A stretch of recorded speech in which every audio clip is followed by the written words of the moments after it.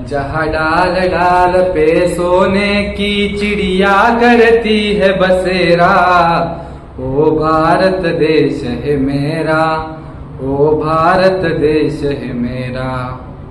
एकेकाळी पूर्ण विश्वामध्ये सोन्याच्या पक्षी म्हणून ओळखला जाणारा हा आपला भारत देश ज्ञान, संस्कृती, समृद्धी, निसर्ग संपदा या सर्वांनी भरभरून उठलेला हा आपला भारत देश.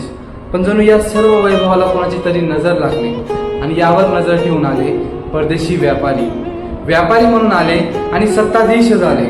सर्वात आधी त्यांनी आपला विश्वास जिंकला, त्यानंतर आपल्या घरात, आपल्या अंगणात आणि आपल्या देशावर त्यांनी आपली सत्ता रोवली. पण त्यांना फक्त आपल्या देशाचं सोनं नको होतं, त्यांना हवा होता आपल्या देशातील लोकांचा आत्मसन्मान. मित्रांनो, इंग्रजांनी आपल्या स्वाभिमानाला गळा घातला, शेतकऱ्यांवर करांच्या स्वरूपात विष दिलं, उपासमारीने कितीतरी जीव घेतले, हस्तकलेचे कारखाने उद्ध्वस्त केले, परिश्रमाचा घाम पुसायलाही वेळ न मिळणाऱ्या कामगारांच्या हातात बेड्या टाकल्या, स्वातंत्र्याचा आवाज उठवणाऱ्यांना तुरुंगाच्या अंधाऱ्या कोठडीत टाकलं, त्यांना बेदम मारहाणी केली आणि नाना प्रकारचा त्रास, छळ त्यांनी आपल्यावर केला. 1857चा उठाव रक्तात बुडाल्यानंतर गुलामगिरीच्या साखळ्या आणखी घट्ट झाल्या आणि त्यानंतर इंग्रजांनी आपल्यावर 150 वर्ष राज्य केलं. पण आपल्या वीरांनी हार मानली नाही. ते लढले आपल्यासाठी, आपल्या भविष्यासाठी. राणी लक्ष्मीबाई एका हातात तलवार तर पाठीवर आपलं मूल घेऊन इंग्रज सैनिकांविरुद्ध लढल्या. हिरोज या सैनिकांनी त्यांचा उल्लेख असा केला की 1857च्या लढाईमध्ये एकमेव लढलेला शूर पुरुष म्हणजे राणी लक्ष्मीबाई. सुभाषचंद्र बोस यांनी सांगितलं होतं, तुम मुझे खून दो मैं तुम्हें आजादी दूंगा. त्यांच्यासारखेच अनेक सैनिक, अनेक स्त्रिया, अनेक पुरुष, अनेक वृद्ध, अनेक तरुण मुलं, अनेक तरुण मुली यांनी आपल्या देशाला भरभरून बलिदान दिलं आहे. त्यांचा या बलिदानाचा उल्लेख आपल्याला माहीत तर नाही, आपल्याला कदाचित त्यांची नावही माहीत नाही. इन्कलाब जिंदाबाद, इन्कलाब जिंदाबाद म्हणत सुखदेव, राजगुरू आणि भगतसिंग फासावर चढले. त्यांचं हे रक्त, त्यांचे जे बलिदान आहे तेही फक्त इतिहासातली नोंद नाही, तर आपल्या रक्तावर त्यांचं असलेलं कर्ज आहे.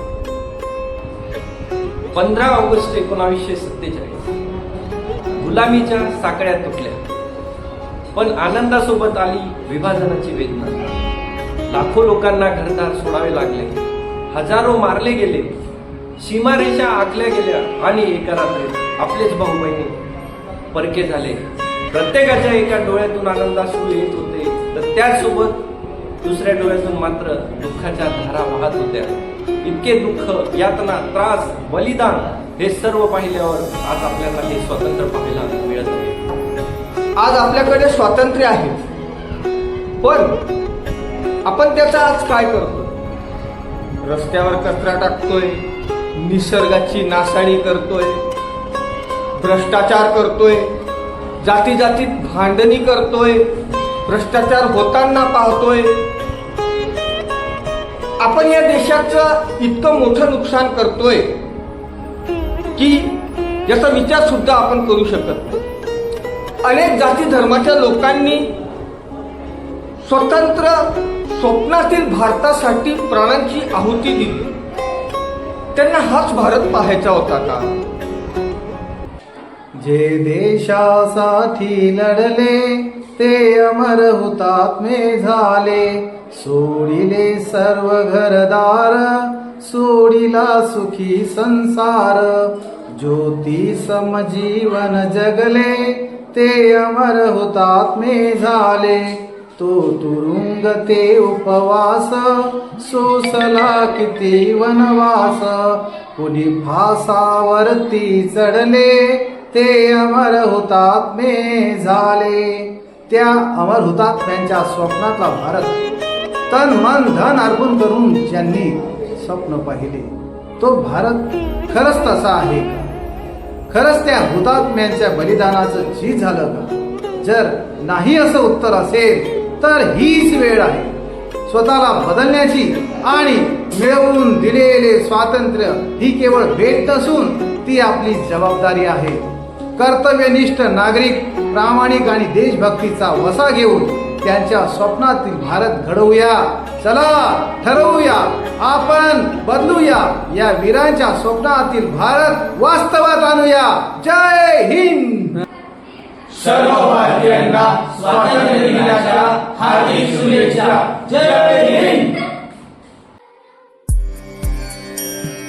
वन्दे मातरम् वन्दे मातरम् सुजला सुफला मलयज शीतला सस्यश्यामला मातरम् वन्दे मातरम् शुभ्रज्योत्स्ना पुलकितयामिनी पुल्लकुसुमित द्रुमदल शोभिनी सुहासिनी सुमधुर भाषिणी सुखदां वरदां मातरम् वन्दे मातरम् वन्दे मातरम्.